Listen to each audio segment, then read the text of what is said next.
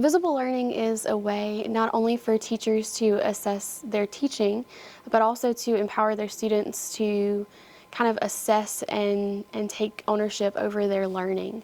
And so they're able to see where they've made progress and where they may need to improve. And for me, the biggest thing about visible learning is taking those things that we already think about as teachers, what we want the students to learn, why we want them to learn it, how we're going to assess that they have learned it, and putting those things in front of the students intentionally. That really gives the students a framework for being lifelong learners. And then of course you have the dispositions piece where you're able to add in a means of accomplishing what they need to do for the day. You have to be perseverant to complete this assignment. You have to collaborate to finish this task. You have to be reflective in order to learn this.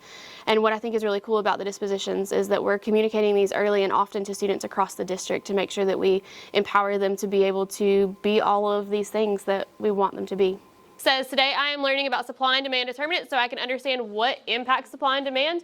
Remember, we talked about how price impacts the quantity supplied and the quantity demanded. Today we're going to talk about things that actually move the entire line. So rather than just moving along that line, we are now shifting the entire line to the left or to the right because of outside impacting forces. Learning intentions and success criteria have been a big part of creating clarity for students and making sure that they understand what it means to be successful in every task and what it means to be successful in every different lesson that we're looking at.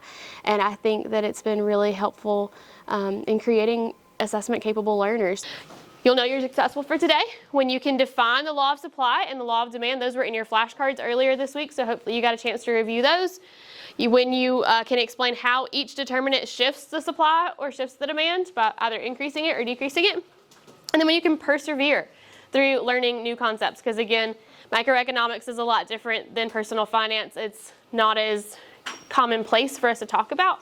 It's not things that are in our vocabulary every day. So persevering through picking up that new vocabulary and then putting it together in relationship is really, really important.